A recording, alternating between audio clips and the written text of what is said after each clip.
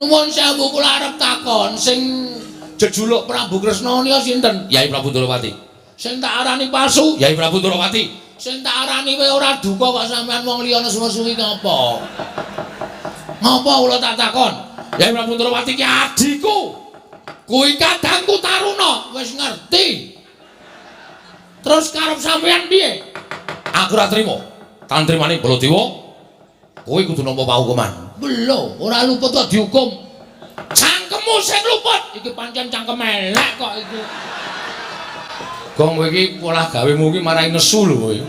Kowe mbok ora konyol kaya ngono kuwi lho. Truk cangkeme. Atohnya lho. Nang sekolahan kok omongane saru. Konyol. Oh. Tak kira lambene Bagong ora. Terus nek sampean ajeng duka sampean ajeng apa? Aku ora nrimake. Kowe bali, kowe minggat. Kowe aja pisan-pisan ngayonake pustaka Jamus Miang Jimat Liwasada. Nuwun sewu sinuwun. Sampean ya daya, kula ya daya. Sesama daya niku dilarang mendahului. Sesama daya niku dilarang unek-unekke sampean ya mung entuk wedang segelas, kula ya mung entuk wedang segelas. Lah kok sampean nesu-nesu sak penake dhewe niku nuwun sewu. Kula salah napa? Kula kleru napa? Sing kula nekke Sunan Prabu Ndarawati kok sampean dadi murka kaya ngoten. Murka wae. Mergo kowe wani kurang ajar ya Prabu Ndarawati. Mergo kowe wani kurang ajar ya Prabu Ndarawati. Iblis kowe kere kok. Cangkemmu drangap-drangap kaya betes wong Bobat Tegalan. Ndrawine kaya grojokan. Kowe wani ngesmarake Prabu Ndarawati kanggo apa?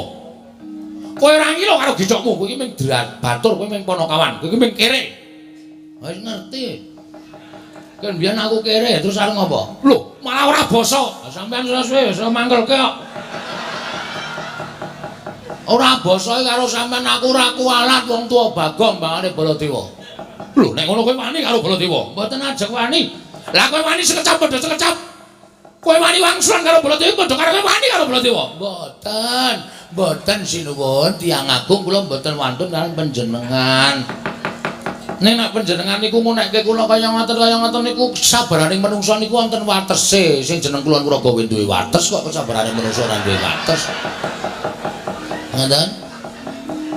Kula niku wonten watese. Nek kula wis entek kesabaran kula nggih nuwun pangapunten nek pancen kula wani kalih panjenengan.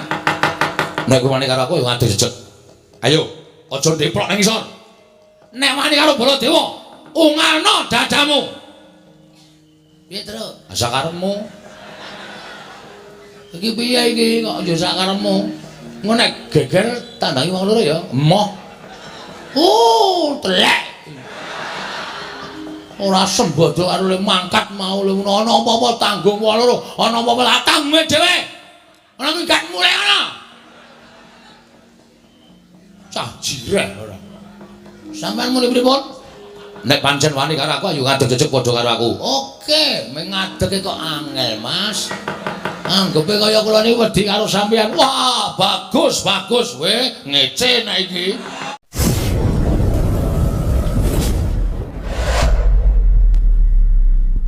Kawan Petruk Kantong Bolong. Nuwun amit pasang kaliman tabih tinebene nglodoni dumawing tawang tuwang sinuwun. Linepatno ing tulamanu. Menawi kiranging tata krami kula nyuwun pangapunten wilujeng niring sambikala sowan kula tebih saking Rubeda namung kepareng kula ngaturaken sembah sumungkeming pangabekti kula kunjuk sandhap padha paduka Gusti kula sanata ing amarta Prabu Darma Kusuma. Ya Panakawan Petruk ndak tampa ora liwat pangestuku tampanana kula pundika jimat paripe dayan ing kasantosan karo sapa kali adik kula Bagong. Gong, ora ngawur lho le omongan. Iki neng negara utawa neng kraton. Aku iki wis tuwa dadak tok weling terus. Wis ngerti empan papane. Ya syukur. Panakawan Bagong padha larja sak praptanira Panakawan. Tansah pinawinganing kawidadan ing sambikala sawanipun ingkang abdipun Bagong. Ngersanipun sinuwun Prabu Darma Kusuma kepareng kula ngaturaken sembah sumungkeming pangabekti kula kunjuk sandhap pepoda paduka Gusti kula ingkang sinuwun Prabu Puntadewa. Iya ya Bagong tak tampa pangestuku tampanana. Kula pun dinggo jimat paripe dayanana ing kasantosan sinuwun. Ponokawan Petruk padha raja. Pangestunipun Ndara Kresna wilujeng bekti kula kunjuk. Iya ya Petruk tak tampa. Ora liwat pangestuku tampanana. Nuli kula pun dinggo jimat paripe dayanana ing kasantosan. Ponokawan Bagong padha raja. Pangestunipun Ndara Kresna wilujeng bekti kula kunjuk sinuwun. Iya ya Bagong tak tampa. Pangestuku tampanana. Nun inggih sanget anggen kawula mindadosaken jimat paripe. Petruk kantong bolong padha raja sapratamu. Sinuwun Mandura wilujeng bekti kula kunjuk nggih. Ya Petruk tak tampa. Ora liwat pangestuku tampanana. Nun inggih sanget anggen kawula mindadosaken jimat paripe. Ponokan Bagong padha raja sapratamu. Pangestunipun Ndara Baladewa wilujeng bekti kula kunjuk nggih sinuwun. Ya tak tampa. Pangestuku tampanana. Nun inggih sanget anggen kawula dadosaken jimat paripe. Biasane kowe karo Sinuwun Mandura iki gelut sik. Iki kok ora. Ya ora kabeh ngono terus nganggo diselani. Lah iya. Petruk. Nun slamet tekamu. Wilujeng bekti kula kunjuk. Ya Petruk tak tampa. Bagong padha raja sapratamu. Ndara Werkudara wilujeng bekti kula kantun nggih, Deng. Ya, tak tampa. Kowe nek tata caramu, unggah-ungguh tata kramamu kaya ngono kuwi. Ora mantra-mantra wujuding Bagong. Nanging tak sawang kaya ngene. Paribasan nadyan ala nanging katon bagus. Oh, ngece iki. Kok ngece piye? Wong genah kaya ngene kok disawang katon bagus iki nyawang nggo sedotan es apa piye?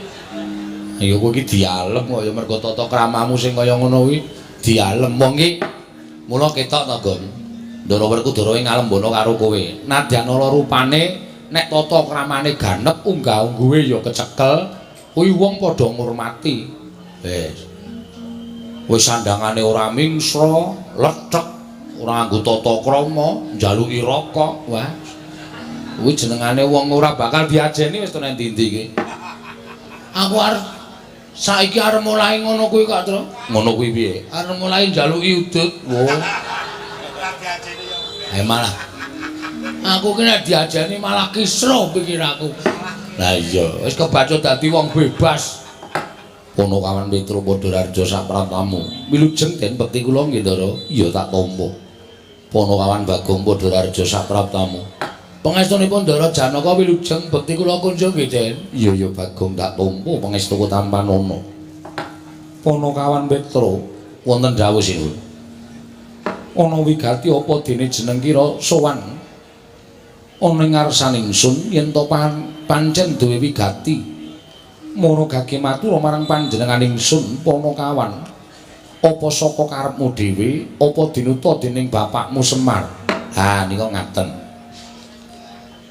Sowan kula menika mboten saking pikajengan kula piyambak, namung kula menika dapur dipun utus dening Bapak Semar. Bapakmu Semar utusan kelawan sira, nggih. Sababe apa kok utusan kelawan atmajane? Nuwun sewu. Sampun wonten setunggal candra nika bapak nika kaya wong masuk angin. Ning boten lara, kaya wong pikirane kebak. Ning jane bapak niku nuwun sewu sing dipikir niku ya apa? Iya. Begogok enten ngajeng omah mboten purun napa-napa ming meneng mawon. Nek bengi ya ora gelem mlebu omah. Ming kemul sarung tetep begogok teng ngarep griyane bapak. Monggo-monggo pendak dicaosi unjukan mboten diunjuk, caosi daharan mboten dipun dahar. Iya Ponokawan, nggih. Lah kahanan ing konten kaya ngomong niku ndadekake kuwatir kula gareng kali Bagong.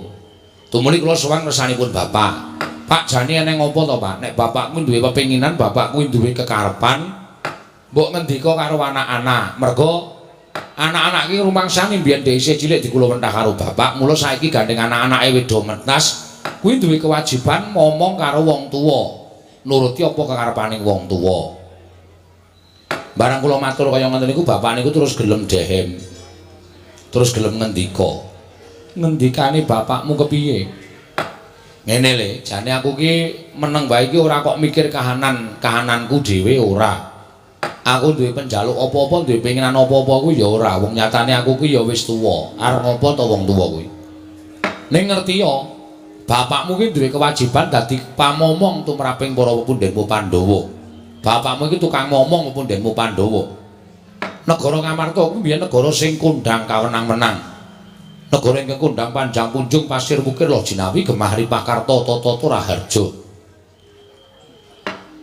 Ning pirang-pirang taun iki kok negara Ngamarta iki ora kaya adat sabene. Negara Ngamarta kuwi wis beda kaya biyen. Papan-papan sing maune tentrem, papan-papan sing maune guyub rukun saiki sawangen. Ngendi-endi dalan padha bentak sirah, ngendi-endi padha regejegan, ngendi-endi padha gelut ming perkara bab sing sepele. Mongko papan-papan panembah ora padha diparani, sing dipaparani papan-papan maksiat. Tak anggap yen to kawula sak negara Ngamarta kuwi wis padha krisis moral. Krisis moral. Nggih. Kuwi apa, Petro? Oh iya lali aku. Biasanya aku ki omong karo piyai-piyai terpelajar. Lah iki nalindra, mongko nalindra wayang, ayo krisis moral ora ngerti. Krisis kemanusiaan. Kuwi apa? Manusiane krisis. Iya. Piye ya jelaske, Gong? Ah kono terserah. Wis pokoke kawula negari Ngamarta niki sakniki lagi ora iso didandani. Nggugu karepe dhewe, ngudel bingung numbuk bentus. Apa sing dilakoni dianggep bener. Mongko orang gagas bener kuwi enten pirang-pirang bener sejak beneri dhewe, benering bebrayan lan bener sejati. Cobi wonten pundi-pundi papan negari Ngamarta menika mung perkara bab ingkang sepele wekasan dadi gawe. Mung perkara bab sing waune iso dirembuk sarana bedamen, nyatane dadi regejegan dadi peperangan. Niku negari Ngamarta.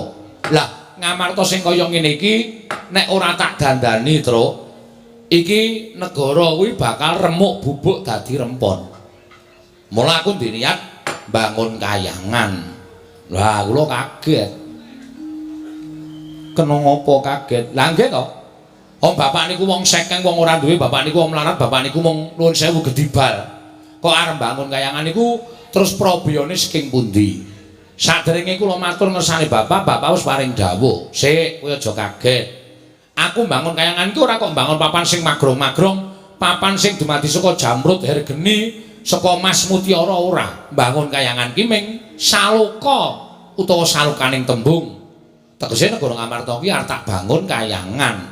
Kayangan ki papan sing kebak kanikmatan, kebak karukunan, ora ana rasa diya-dinya, ora ana rasa sing ora kepenak, anane ming sarwa kepenak. Mula aku pengen negara Ngamarta iki kawulane uripe mbane ana ing kayangan.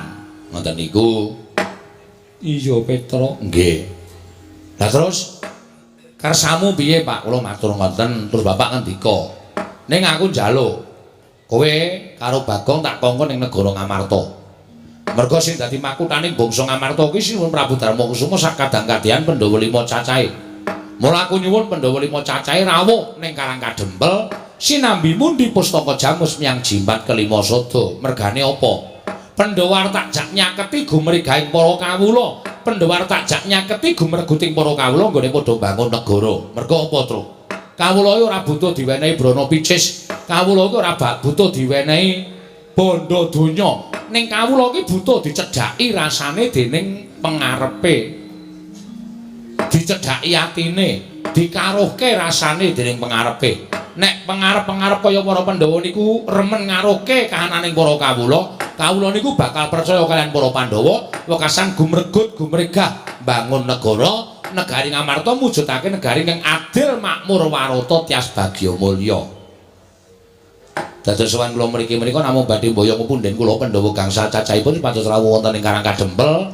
Sinambi mundi pustaka Jamus miyang jimat kelima sada. Cekap semanten atur kula mbok menawi wonten klenta-klentuning atur nyuwun gunging samudra pangaksami. Cekap semanten akhire ngatur kula. Wassalamualaikum warahmatullahi wabarakatuh.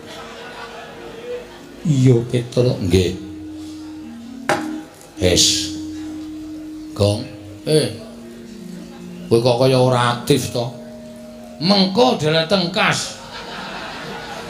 Apa uro-uro kok kon aktif? Pulsae rung tuku kok aktif. Maksude kowe kuwi lho ora kok HP-mu ora, HP duwe pertamae glelenge ra jamak-jamak. Sapa-sapa dipoto, sapa-sapa dijak selfie. Marah dadi. Ha iya. Mengkari ngenteni dawuh Sinuwun Prabu Darma Kusuma. Heeh. Mengkari ngenteni dawuh Sinuwun Prabu kersa lenggah eneng Karang Kadempel apa ora? Petro dalem. Pandhawa kuwi ora mung ngaku ijen. Oh nggih. Nanging 5 cacahe. Werkudara, Janaka kelawan kembar. Oh mestinipun ngaten. Aku tak taren karo adi-adiku dhisik ya Petro. Kula semanggaken Sinuwun, malah langkung prayogi. Werkudara, apa? Piye Dimas miturut penemuning si Adi? Ora usah dadak nganggo mbok tari. Apa sing dadi kegayuhane Semar kuwi luhur. Ayo mangkat merono bareng Pandhawa 5 mundi pustaka James 5 Sada. Petro, nun. Omongo karo bapakmu. Yen pancen butuhke Prabeya, yen pancen butuhke dana, aja metu saka bapakmu ning metu saka Ndadipati. Kurasen aku ora bakal wel. Petro kandhara bapakmu nggone bangun kayangan yen perlu Prabeya saka Janaka Madukara ya ora bakal kurang. Petro kantong bolong kandha karo bapakmu. Yen Ndadipati Madukara isih kurang, mengko kasatriyanku digadhekke dhisik ya ora apa-apa. Kanggo kecukupaning bapakmu Petro. Alhamdulillah. Gong, poin, Gong. Lumayan. Aku arep daftarke dadi bendahara. Lho. Bendaharane sapa? Bendaharane Semar. Oh, ngono ya. Heeh. Lah Semar nyekel dit grusah-grusuh e. Nek aku sing nyekel wis ora bakal teri asal-asasi terus. Samangane rasa sok aneh-aneh. Ora bakal tersalurkan ning nggon pembangunan kayangan, malah ming remuk ora karu-karuan. Nggih, matur sembah nuwun Sinuwun. Malah samangke daya-daya dinten mangke monggo kula dherekaken ninggal budal wonten ing Karang Kadempel Sinuwun Prabu Darma Kusuma. Panakawan Petro wonten dawuh. Satemene bingung penggali ingsun sebabipun sadurunge kowe prapta iki mau Koko Prabu uga kepareng rawuh uga mbutuhake pustaka Jamus Myang Jimat kelima Sada. Oh ngaten. Iya. Kangge napa? Kanggo tumbal wadaling negara Ndarawati awit negara Ndarawati ketaman pegebluk. Lho. Ndarawati ketaman pegebluk? Iya, Panakawan Petro. Mula sing gedhe pangapuramu aku durung bisa mutusi. Krana Koko Prabu isih kepareng lenggah ana ing Praja Ngamarta uga ngantu-antu kelawan apa kang dadi aturku munggo babakan pustaka Jamus Myang Jimat kelima Sada Petro. Oh, wis. Gong, nol besar. Piye maksudnya? Awak dhewe bali kukut iki. Kok kukut? Lesuwan mrene kalah dhisik karo Sinuwun Prabu Ndarawati. Sebabe Sinuwun Prabu Ndarawati ya mbutuhke pustaka Jamus kelima Sada. Lho. Ha kanggo ngapa? Ndarawati ke Taman Pegebluk. Ndarawati ke Taman Pegebluk? Heeh. Terus isane Waluya Nirmala Temah Jati, Jati Temah Mulya nek Ndarawati ditumbali pustaka Jamus Myang Jimat kelima Sada. Monggo le rawuh dhisik Sinuwun Ndarawati timbane awake dhewe.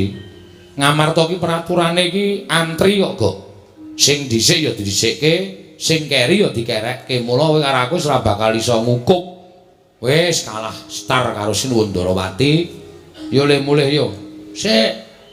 Kok sik piye? Kowe terus piye kowe? Aku ora iso matur apa-apa, wis entek pikiranku. Sinuwun Prabu Darma Kusuma paring dawuh Petro, kowe kalah dhisik karo Sinuwun Prabu Ndarawati. Uga mbutuhke pustaka Jamus kelima Sada. Mula sing gedhe pangapuramu ya Petro, modar wis ora iso piye-piye. Mulih seneni bapak. Kowe duwe ide ora, Gong? Hah? Kowe duwe ide ora?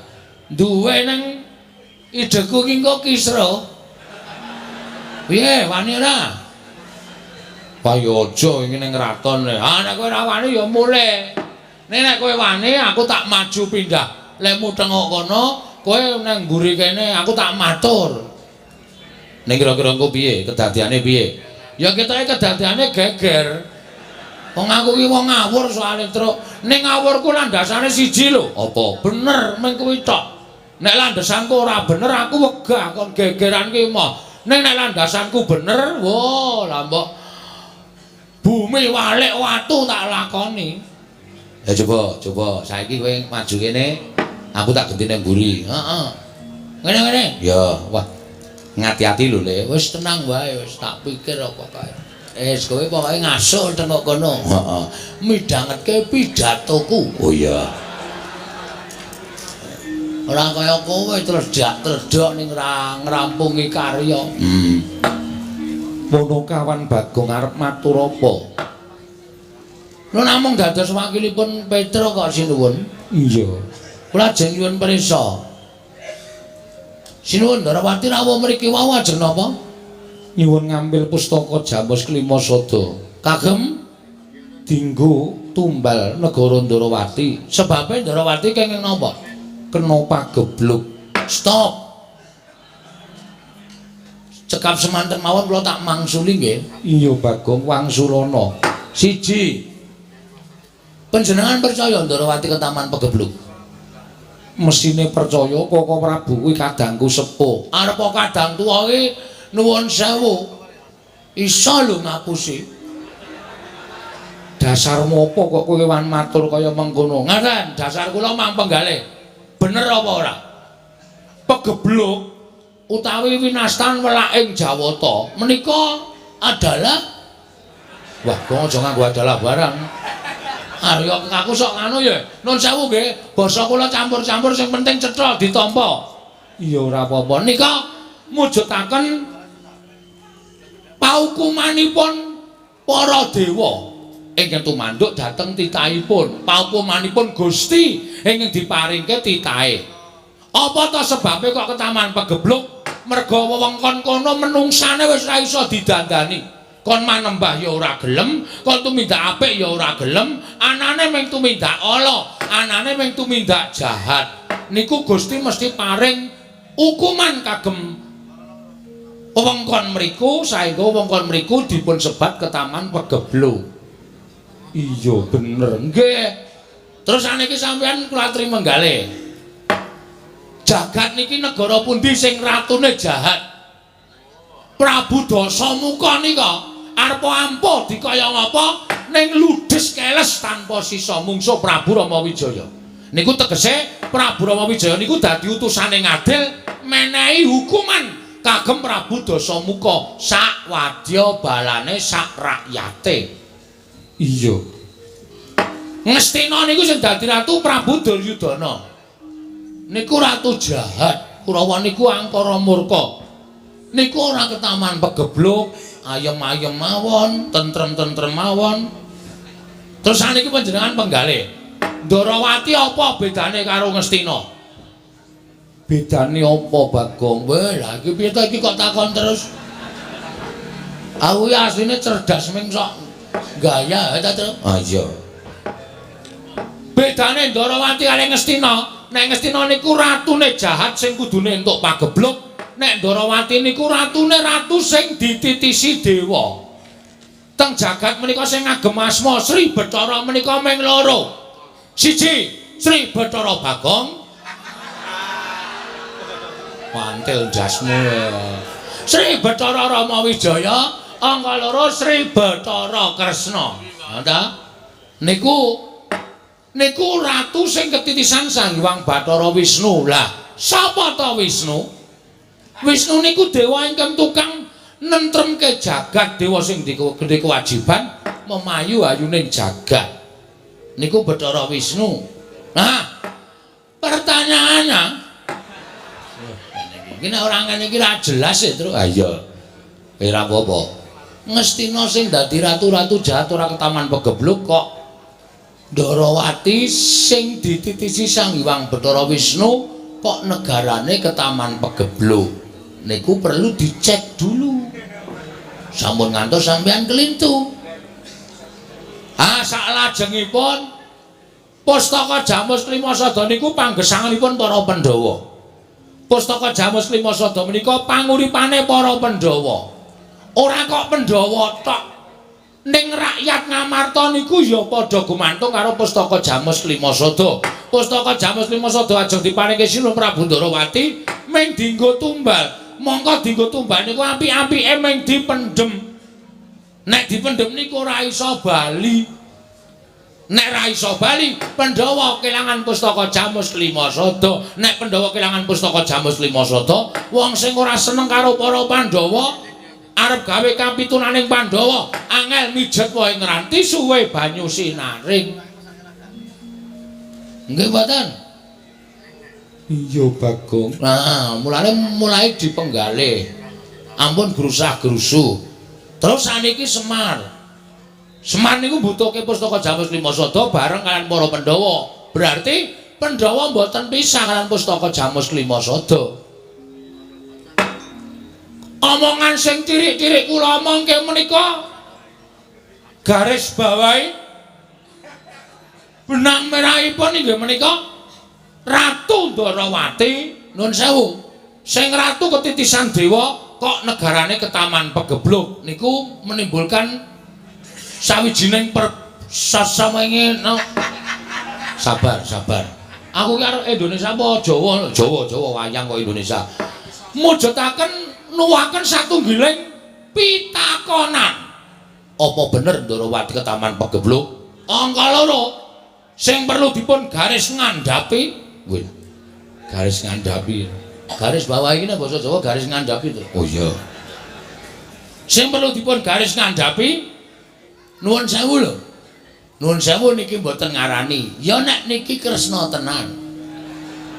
Nek dudu wis kebacut maringke Pustaka Jamus Klimasada, wis kebacut maringake pustaka percaya karo Sinun Prabu Ndarawati, jebule dudu kresna tenan. Lah, panjalmaning mungsuh sing mung kepengin gawe kapitunaning para Pandhawa, Pandhawa ora ngerti. Pustaka Jamus Klimasada ilang, Pandhawa ora ndek kekuatan. Lah, wong sing ora seneng karo Pandhawa, arep gawe kapitunaning Pandhawa, angel mijet wae ngranti.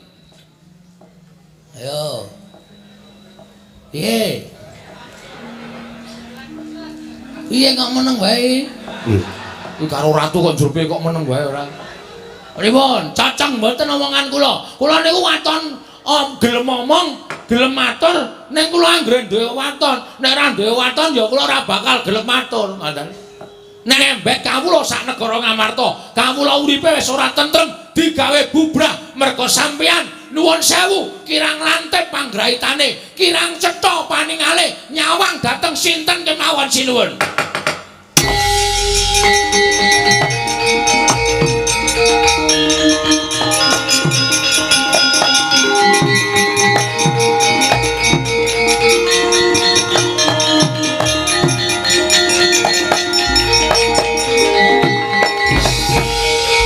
Maning jajaran sukertaning bawana iblis lanate Bagong. Bagong. Kono terus rampungi. Lho kok rampungi piye ta kowe iki? Kowe kuwi sing ngomong oke-oke kok rampungi. Nesu e wonge. Ha nesu kowe ngelokke ngawur kok. Kowe ngarani Sinun Ndarawati barang palsu ya anggapmu apa? Wis kono tandangi. Kowe piye? Lah aku ora ngomong apa-apa kok. Wegah aku nek tok duwe ngono kuwi. Cajire ora. Oke. Kamu duduk situ. Iya. Tak wangsulane. Ngene nek kok gelut kowe ya, Tru? Us. Nek gelut kok aku ora. Aku cilik ya kalah musuh iki. Cilik kae arep nek gelem menang ya iso menang. Bagong. Kono kawan Bagong. Wonten dawuh, mboten saseru-seru. Kula dereng budhek kok. Aku ngerti kowe durung budhek. Ning nggonku bengok sore iki mergo aku nesu karo kowe. Wah, lah ngerti kula. Wong pasuryane abrit kaya ngoten. Kowe mau muni piye? Kowe muni piye? Kowe mbaler ana rembugmu. Waduh, lali wong mboten kula catet kok ya. Masa wong ngomong kon baleni saka awal ya wis ra kelingan mbok pinter kaya ngapa iki? Wis ora kelingan. So sampean kula ajeng nyuwun pirsa sampean kok getak-getak niku ngonten apa? Enten apa? Masalah ya apa?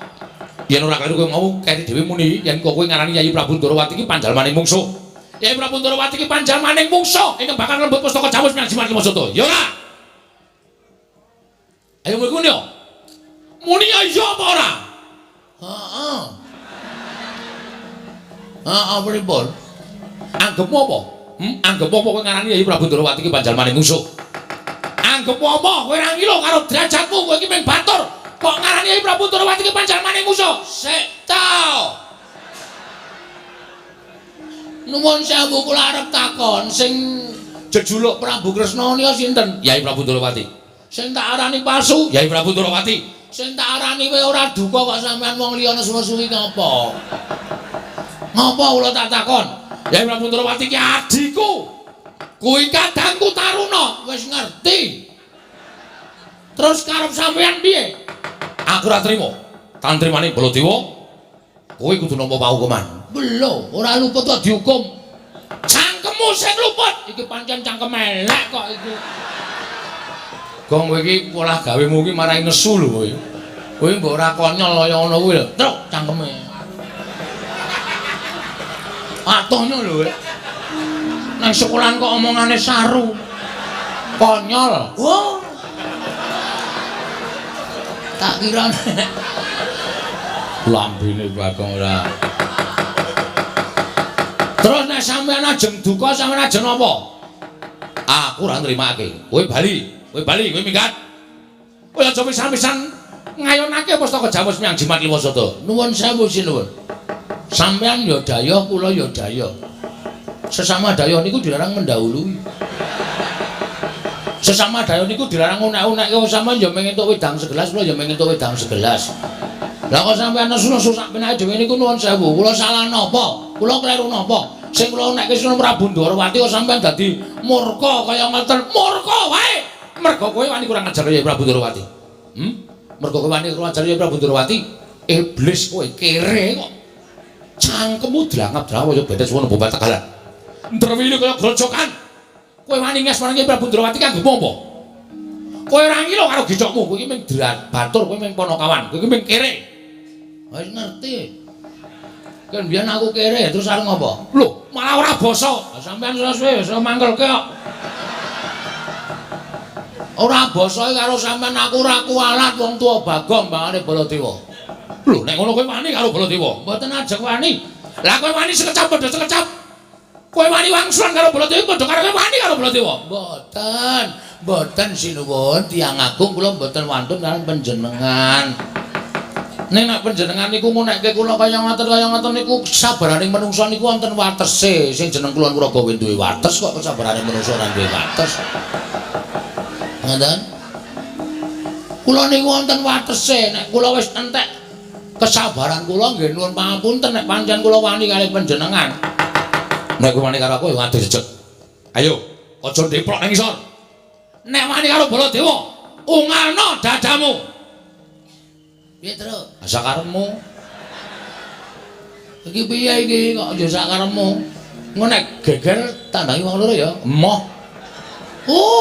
Telek. Ora sembodo karo le mangkat mau le ana apa-apa tanggung wong loro, ana apa-apa latangmu dhewe. Ana minggat mulai ana.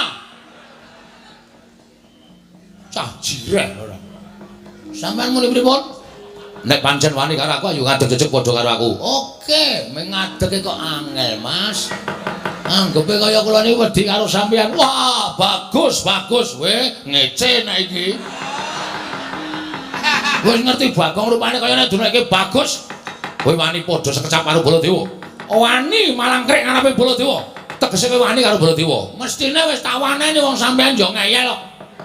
Sampeyan niku kok kaya sak penake dhewe karo wong cilik kok sak gebyauya sak penake dhewe. Oh alah. Dumeh kula ming kawula cilik dunekke wong kere, wong gedibal, wong melarat. Mbok sadar sinuwun. Mekutha sandangan sing apik sing mangagem niku sok nek ngadep sing gawe urip niku ora kanggo. Di mata Tuhan kita itu sama-sama manusia. Neng mergo sampean kedenuan derajat pangkat neng donya niki dibetake antaraning piyayi karo kere. Neng nek piyayine ora iso nglungguhke karo kerene nuwun sewu, kere ora wedi karo piyayi. Lho.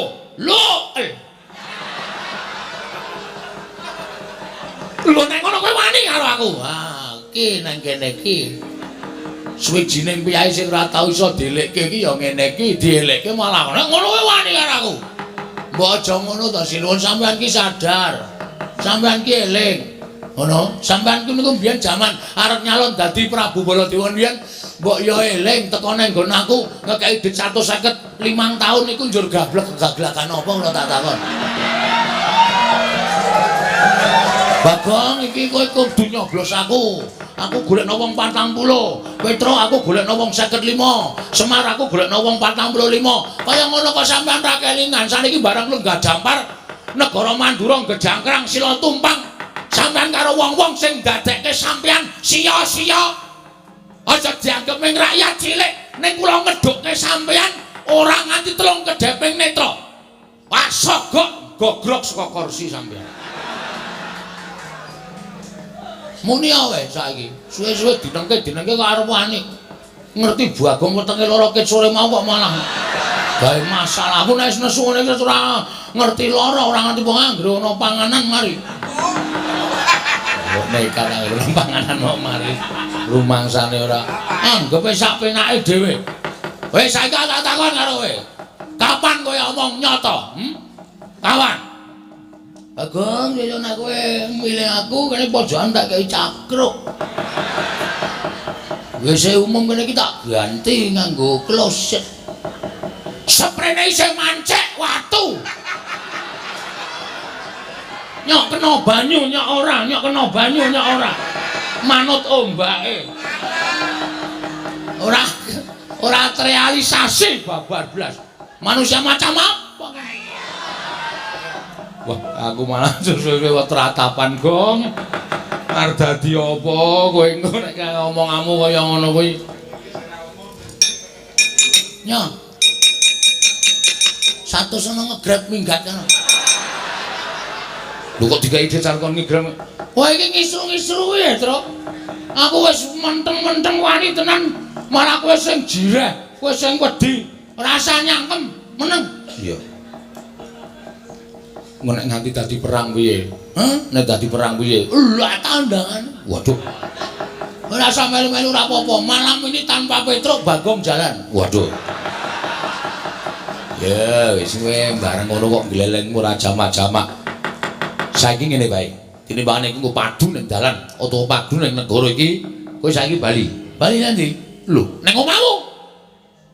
Bali kondo karo bapakmu. Bali kondo karo bapakmu. Bapakmu kon murungke lek bangun kayangan. Bapakmu kon ngilo karo cengele. Kon ngilo karo gicoke. Semar kuwi mung ketibal, bapakmu ki mung kere. Bapakmu ki ora duwe. Kok arep bangun kayangan ki bapakmu ki gablek apa? Bapakmu ki duwe apa, Bagong? Kondo, kon gagas karo kanane, cecak untal cagak, jebol kayu bulan, utang entok lintang, tangan kelakone jebak wurunge. Bong. Le, sadar le. Le.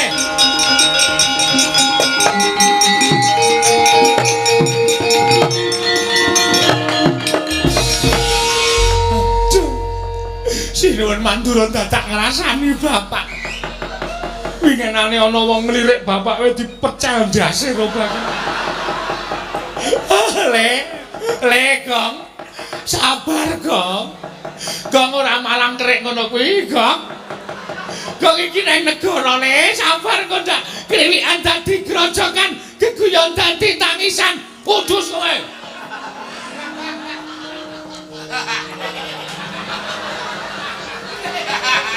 Tekene ra tekan, Gong. Iya aku sing ora seneng. Aku nesu saking nesune nganti trenyuh. Nganti trenyuh. Edian. Wong semene iki ora niteni karo labuhane bapak. Wong semene iki ora niteni karo labuhane Semar. Semar sikil dinggo sirah-sirah dinggo sikil, momong Pandhawa, momong Ndarawati, momong Mandura. Ning bareng wis do mukti, do lali karo sing ngomong unek-unekke Semar wong sakeng, wong ora duwe. Semar ki wong goblok.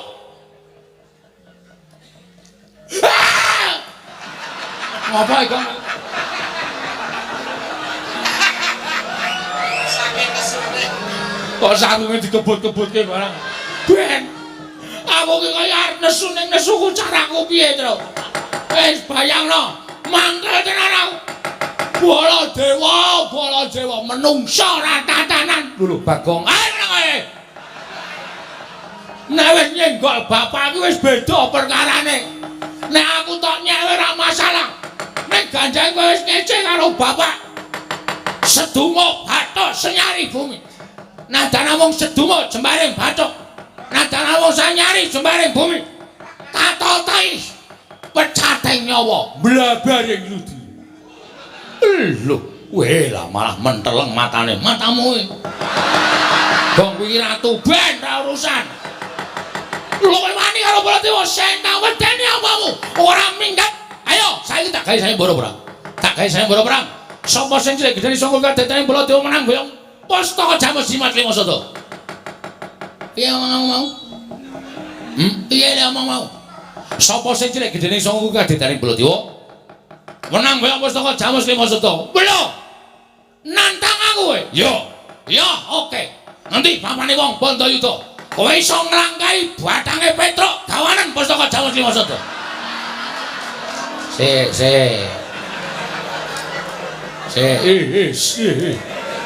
Halo. Kok dadi batangku? Kok wis mati urung? Urung ya ora apa-apa. Lho ora apa-apa. Nek nantang ki nglangkai batange dhewe ora batange wong liya. Ku jenenge matekke wong liya ora. Amamu ni piye? Nek iso nglangkai batange Petruk, ameng salah kata. Maksudku badange Bagong las kowe iki senengane nyemelangi ora. Nanti pawane wong nek kadhedan. Nanti wong nek kadhedan. Omonganmu iki nanti papane wong nek kadhedan metu Jawa, ora metu ndok gretel negara legane ati kowe. Yo!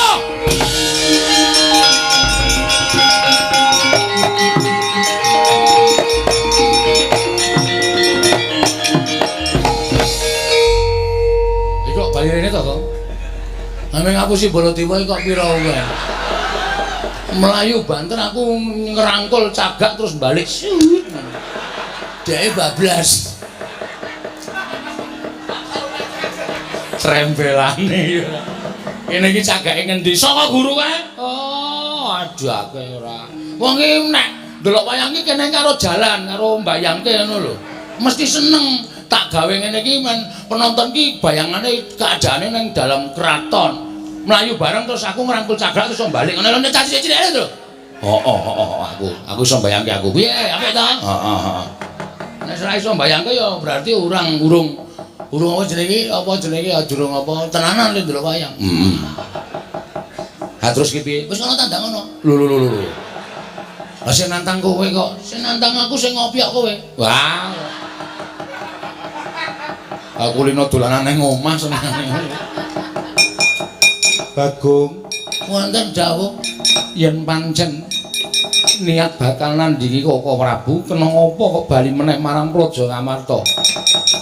Namung badhe nyuwun pangestu sinuwun Prabu Darma Kusuma awit menika badhe wonten peperangan ingkang ageng. Inggih menika sinebut perang Bratawuda. Nek Pandhawa ngerti ora Bratayuda. Nek aku karo Baladewa Bratawuda. Oh. Iya Bagong sing ati-ati. Kula ajeng ngadeg Senopati. Iya.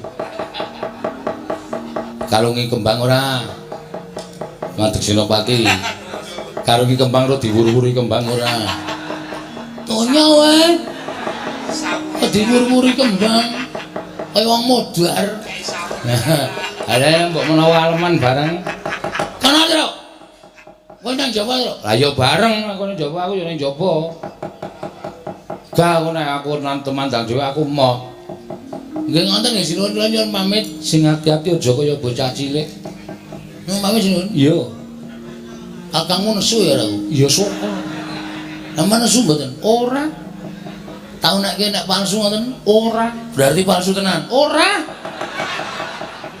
Ayo, ora. Medhit-medhit tak culek matamu kowe.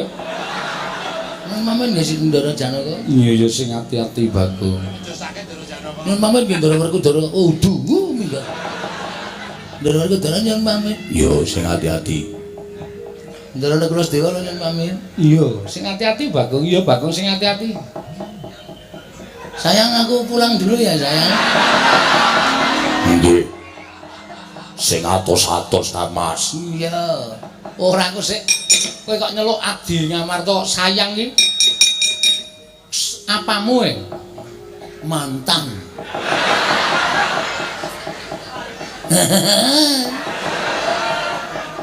Kula sapa teng gubuk asmara niku kali niki. Wong edan ora. Pareng nyuwun pamit jinuwun, sing ati-ati aja kaya bocah cilik Panakawan Petruk. Surtiti ngati-ati duga-duga digawa. Ngelingono lamun Koko Prabu Mandura kuwi isih bendaramu.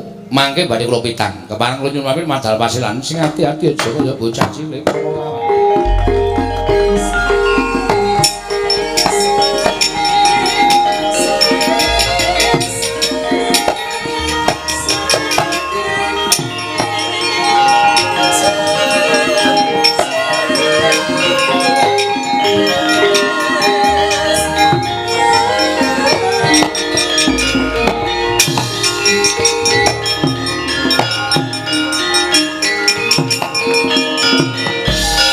Caryan putra lamun kawekasan yeka wisanggeni maya Wisnu Pratenda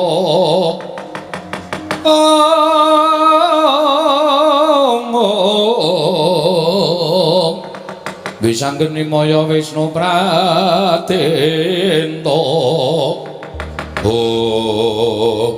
gong kok sing maju kok dudu Sinuwun Mandura. Sapa? Anak-anak Pandhawa. Ora pangling kae Ndara Gatotkaca, Ndara Antarja, Ndara Antasena. Sajae didhawuhi karo Sinuwun Mandura yen awake dhewe dianggep luput tumrap negara Ngamarta. Wis, rasa susah, rasa sedih. Aku sing mau wani nandingi anak-anak Pandhawa tak lakonane, Tru. Kowe wani? Wani ngopo wedi? Pokoke nganggo tekan kene rembugan sing apik-apik, nek ora kena dijak rembugan apa boleh buat? Lah iya. Awak dhewe wong cilik ora kena didak-idak sak teruse. Wong cilik landesane bener, sapa wae sikat truk. Ya, ya manut karo kowe kok. Heeh.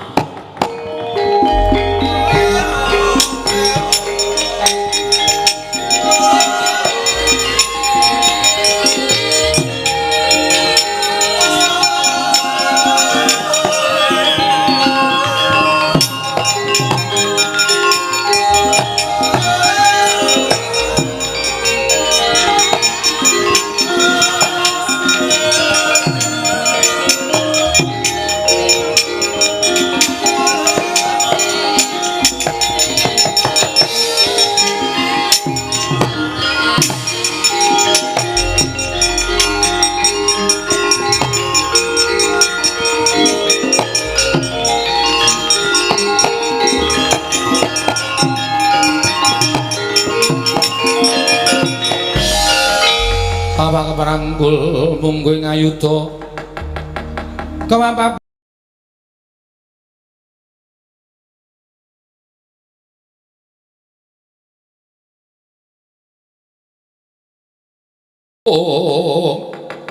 kepapang nyomong kowe ngaloka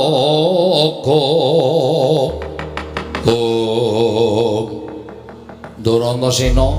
Ndara Antasena? Iya Petruk, iya Bagong. Enten apa kok pasuryane kaya duka? Aku didhawuhi dening Siwa Mandura. Didhawuhi dening Prapak Di Baladewa kon goleki kowe.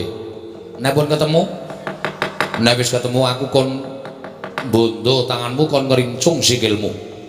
Ngandel ora. Baladewa iki arep ora atune seneng ngapus-apus ya kae. Hooh. Mesti iki kontul dikandhake dandang dikandhake emprit. Lah iya. Lah lakon sak nyatane diceritake beda karo anak-anak Pandhawa, men anak-anak Pandhawa nesu karo awake dhewe. Nah anak-anak Pandhawa nesu karo awake dhewe, Ndara Antasena, Ndara Gatotkaca, Ndara Antarja ben gelem ngrangket awake dhewe. Penyakit tenan kae Baladewa. Piye, Kong? Wis diwangsuli wae. Nek jane aku kandha karo kowe ya, Truk. Nggih. Aku ora tekan atiku. Mergo kowe iki tau tate ngomong karo aku, kowe tau tate ngudang karo aku. Oh nggih. Lah terus Aku tak takon karo kowe jane masalahe apa? Nah, iki cah apik iki arep ora dong gendro ning apik iki. Nek tak omongane to. Iya, omongane. Jan-jane niku kula kalih Petruk mboten salah, Raden. Ndara. Lah kok Siwa Mandura dawuh karo anak-anak kon nyekel karo kowe. Mergane nika pancen wonge sarak. Ngoten. Sinuwun Dwarawati, sinuwun Prabu Baladewa rawuh teng negara Ngamarta. Ya. Wigatine ajeng nyuwun ngambil pustaka Jamus Myang Jimat Lima Soto merga negara Dwarawati ke Taman Pegebluk. oh ngono. Terus kula kalih Petruk teka. Niku dikongkon bapak, merga bapak kepengin bangun kayangan. Bangun kayangan nika ateges uripe para kawula sak negara Ngamarta niku embane urip teng kayangan kebak karukunan, kebak unggah-ungguh, kebak tata krama kamanunggalan. Ning syarate Pandhawa kudu rawuh teng Karang Kadempel sareng kalih pustaka Jamus Myang Jimat kelima sada. Terus Geger geger piye? padu Antaraning kula kalih Prabu Baladewa. lho. Kowe wani karo Prabu Baladewa? Lho cah gleleng padake. Kula wani merga kula bener. Kula ndakwa Sinuwun Dwarawati niku nuwun sewu panjalmaning mungsuh. Ing atase negara Dwarawati niku dilenggahi Prabu Kresna titising dewa kok Taman Pegebluk niku rak impossible. Wah, bahasamu. Lho niki teng sekolahane. Impossible ki apa, Gong? Odol. Odol dengkulmu melancong. Impossible ki tidak mungkin lho, ora bakal kelakon. Ora bakal kelakon to. Nggih, Mboten? Ya. Aniku dadi dukane Prabu Baladewa. Wanun maling jalanan bagong dapure kaya ngene.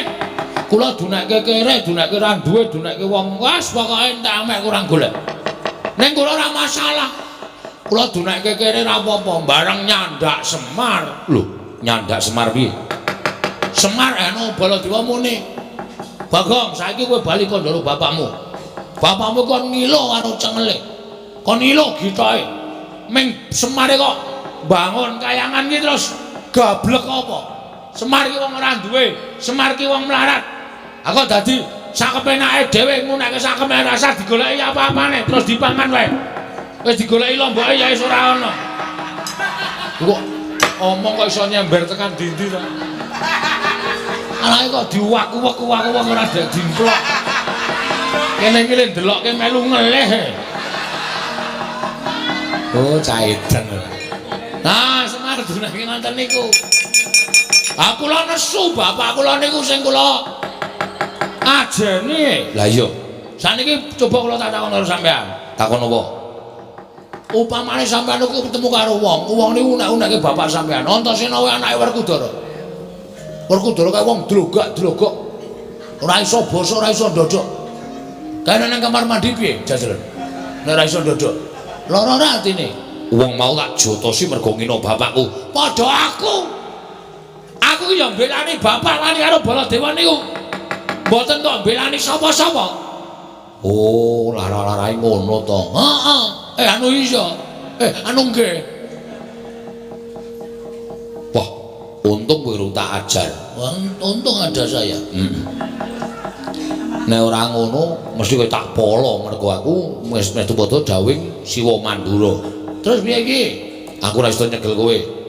Aku ora iso nyekel terus piye? Lah kae kakangmu ae Gatot Kaca karo Antarja kae piye? Nek tekan kene aku diajar ya terus. Mesti modar. Ki piye kuwi? Nek pancen sampean niku benerke kula ya aja mung meneng wae, ning belani kula.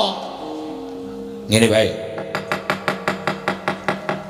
Tak bilani, ning aku bilani salah siji. Salah siji piye? Engko nek Kakang Garwaca tekan kene arep nyekel karo kowe wanenono. Waduh, wani ya ilang ndase tenan. Bagong wani karo Garut kok potol ndasmu. Wah, terus diganti pucukan rek. Tenaming tingil-tingil. Aja kuwatir. Aku ngewangi karo kowe ning aku tak ngewangi Petro. Carane? Aku manjing ning awake Petro. Wah, mbok kula mawon. Moh. Ora sedeng awakmu. Sedeng mawon iki melar ya awake. Moh. Petruk wae. Kok soalé kowe iki wonge gleleng ku ndatok nggo ngopo-ngopo. Tur dasare kowe iki wonge clemer. Mun aku mlebu ning awakmu kowe pinter, kowe digdaya tok nggo nyopet ning pasar malah aku sing kewirangan. Alah. Saya saiki wis ora. Nah biyen saiki wis ora, saiki mung sok ngutil. Padha wae ora. Aku tak manggon ning awake Petro. Ngene Petro Kakang gak tekan kene, Petro arep dicekel, kowe arep dicekel, pasrahke Petro. Ben Petro sing perang karo Kakang Garwaca. Walah, mbok kula tak gleleng sekali-sekali wis. Mlebu teng mriki, ngono bleng menten kula dimong sampean mlebu teng awak kula, wah, kula gleleng. Moh, aku ndelok potonganmu wis ora seneng. Kuwi soalé wong gleleng ku ndak tok nggo sing aneh-aneh. Pun Den, kowe mlebu iki. Kok tak gleleng, yo. Walah, alah terus mbok yo. Aku ya terus. Lah, Durantasena karepe ning nggon aku kok. Kok kowe kok aku terus Mo ya ben ning kene kok ya. Wah, kowe iki kula mawon to lho. Mo. Awak kula anget. Ya men awak. Penak teng awak kula. Mo, aku tak ning awake Petro. Terus nun ngamet ambegan. Petro sing ngamet ambegan udu kowe. Alah, Danu. Kowe banci ndek banci ladan. Oh, arto irane apa-apa aku ora manut. Mbok aku arep mlebu ning awake Petro. Ngamet ambegan terus nggih.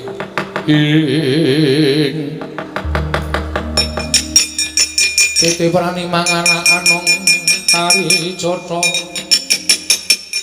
Mbak lumembak lamun mambeng lero mbak ing samudra hangro. Oh. Kok ya iso maslep ngono ya, Tru? Ah ya Durantasena iki ayampu, Tru. Nun. Wis kowe nek wis tak nggone ngene iki kowe ngopo-ngopo iso kelakon, tur kowe dadi satriya digdaya. Kowe dipateni ra iso mati, dilarani ora ngrasake lara. Wah, duh gleleng tenan iki cah. Terus kula iso napa mawon? Iso ambles bumi, iso mabur sakarepmu saka dayaku. Weh. Ding ding ding ding ding. Mudara. Ora iri to, ora iri apa? Kudune iso kabeh ya iso kabeh. Antos sendok. Antos sendok ki boros kaya bakmi ya gelem. Kaya iga goreng ya entek. Ya, unek-unek ki Durantasena ning ndro awakku ora krungu. Wis ben. Kula tak njajal ambles dene nggih, Den. Yo, ambles ombi. Carane pripun? Ngampet ambegan terus nelikan. Ho!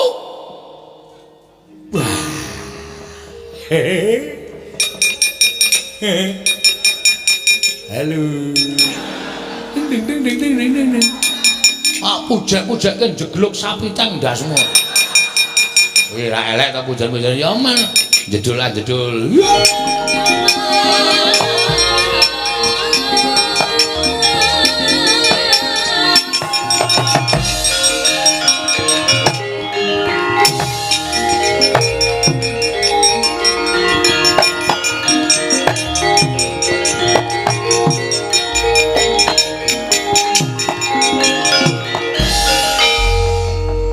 Kota tiang Gatut Kaca tinon mapak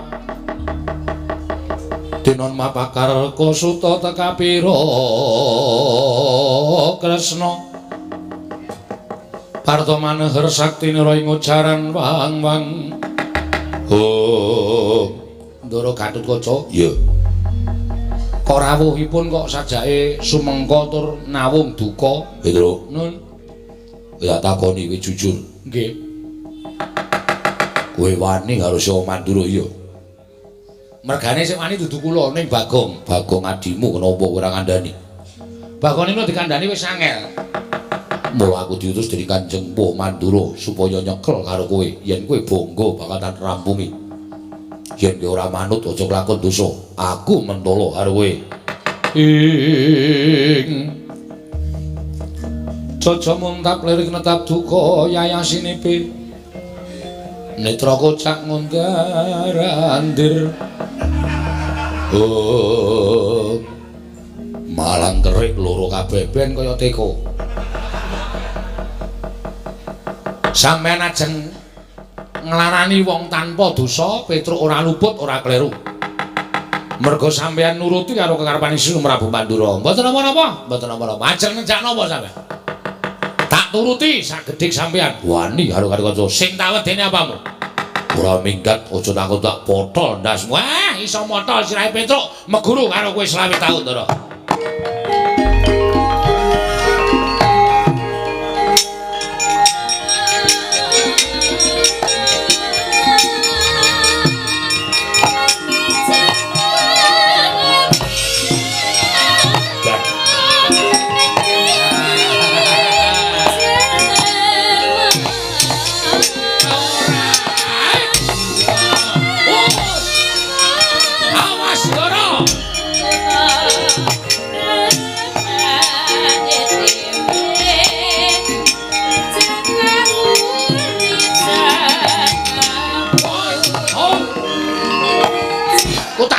iki gong.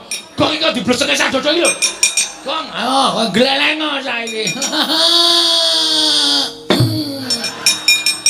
oh ditenono kowe. Penyakit ora Diudumbulke sing ngisor. kapok kowe. Kene jedul. Mabur.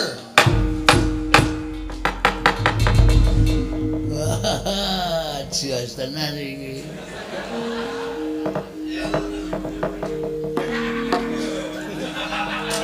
Grimes po ya?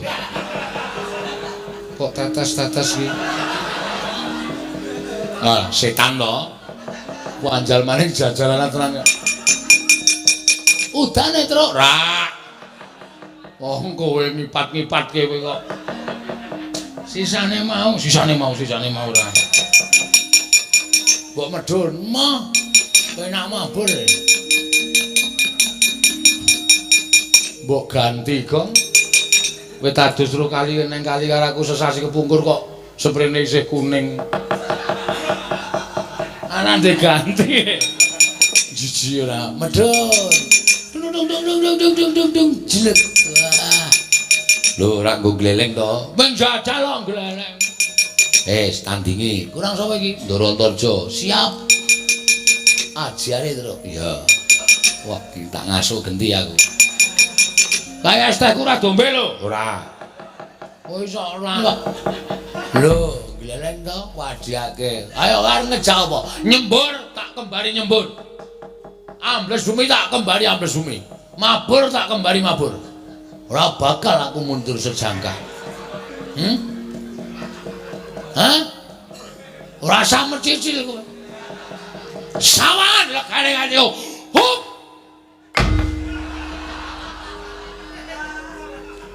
Kowe Islam mandi ya? Oke, mbok menapa lemahe lagi atos. Ora masalah, tonton nih.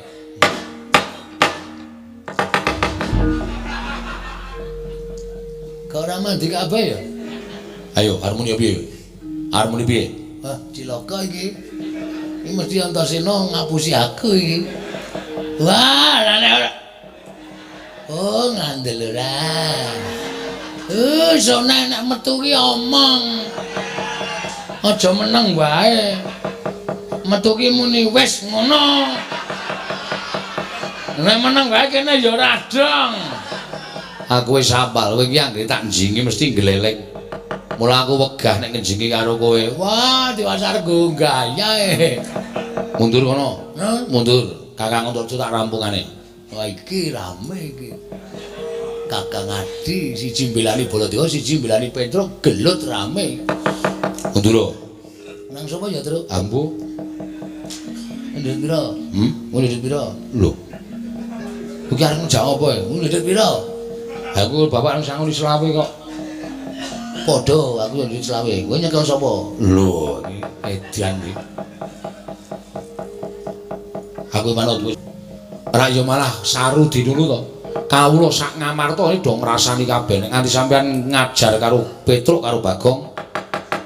Do ngudarasa kok do ora ngerti males kabejaning Panakawan. Komeng perkara diwaduli karo Sinuwun Mandura kok terus mentolo karo Panakawan. Nek cara aku isin nek cara aku. Mula perkara iki rasa dadak digawe angel sampean ambles bumi wae. Monggo nek kepekewo ketemu karo Siwa Mandura, ambles bumi tak kancani ning jero bumi rembugan karo aku. Wis ngono wae, mbangane kesuwen. Iya Dimas, iya. Tinimbangane mengko sampean malah konangan Siwa Mandura ditakoni werna-werna sampean rasa wasulan, tinggal lunga, tinggal ambles bumi. Siwa Mandura ora bakal iso nusul ning jero bumi. Iya Dimas.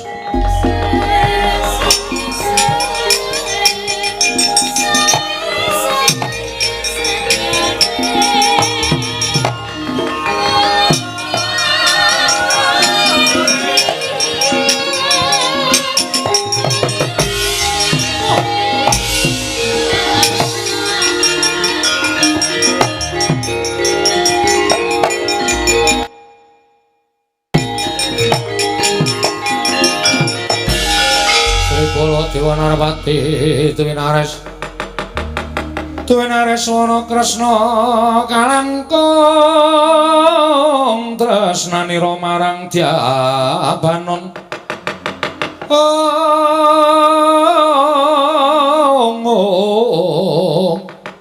marang Diapanon Cinawi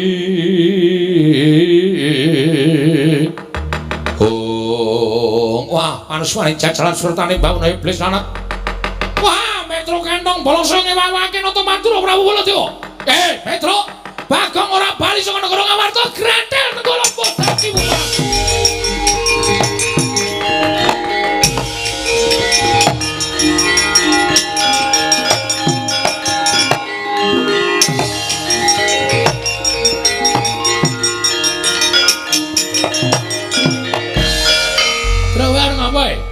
Prabu Sinuwun Mandura nesu kok. Bengok-bengok. Petro kantong bolong ora gelem bali nang karang kadempel aja takon dotok gretel nenggala jeblok wetengmu. Terus aku tak maju le, kowe bali. Nek bapak takon omong. Nek Petro ora bali 3 dina tekane seminggu kok nyelameti tekan 1000-ne. Pesthene nek aku mudar. Tru ora ngono lho, Tru. Kancaku sapa? Ah isi ana gareng kok. Gareng ki nek dagelan tak kompak karo aku. Mesti kobong. Ah ora Gong, aku wis tak niati tenan. Rasa ndak tok gondeli rasa ndak tok piye-piye iki. Minggiro. Tak lakonane le, aku ora wedi Arjuna Mandura. Ming aku njaluk tulung karo kowe. Tulung apa? Golekno gaman. Gaman kok apa? Gaman nggo nandingi Prabu Baladewa. Oke. Ya. Saentuke kowe tak sileke bakul degane. Ya wis ra. Ora apa-apa. Ngati-ati ya, Truk. Mulya kok. Apa sing kedadiane negara Ngamarta ki aturno, Bapak. Aku percaya Bapak iso mene pepadang karo aku karo kowe. Ya, ning sing ngati-ati, ayo.